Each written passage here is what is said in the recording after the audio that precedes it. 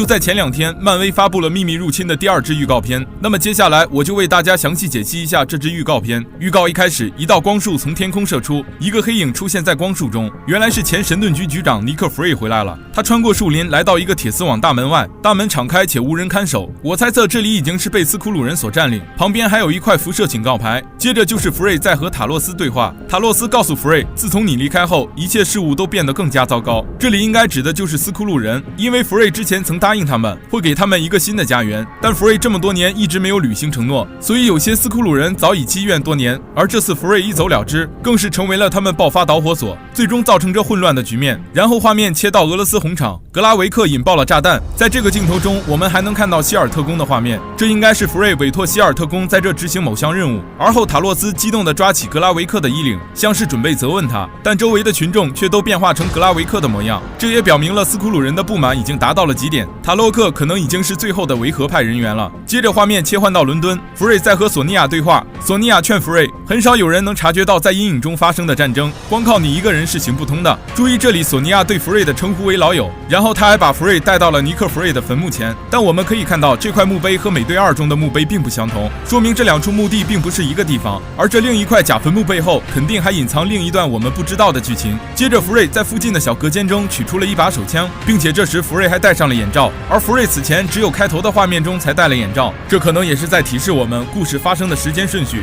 随后我们看到弗瑞拿着手枪和塔洛克走在一条巷子里，我推测这里就是塔洛斯在向弗瑞说斯库鲁人做了哪些事情。索尼娅盘问弗瑞，他们少数人之间的战争已经影响了整个地球，你觉得自己有责任吗？期间还闪过了希尔特工和埃弗雷特罗斯探员的画面，而龙妈饰演的新人物基亚也在此时登场，他带我们看到了许多封存着斯库鲁人的容器，我猜测这应该是斯库鲁人的秘密杀招。而后一个背影把我们带到了一份用法语写的报纸面前，上面报道的内容为复仇者联盟纽约之战，并且还有人问到复仇者联盟在哪儿，但是我们知道纽约之战已经过去很久了，这也说明斯库鲁人很久之前就打算铲除复仇者统治地球了。随后背影走进了某个实验室，里面放着一台仪器，而且这个仪器很像复联4中众人使用的量子隧道，并且在上一集预告片中也有这个实验室的镜头。这时基亚打开了一扇门来到这里，实验室里还有着几名工作人员，仪器上还有火花，旁边的门上也印有俄文。我大胆猜测一下，这可能就是预告最开始尼克·弗瑞来的地方。斯库鲁人占领了这里，并在这里进行穿梭时间的实验，打算回到过去开展某项足以改写历史的计划。接着一群车队受到了攻击，这很有可能和之前的画面是同一事件。我们可以看到旁边有着许多武装士兵保护一位白发人士，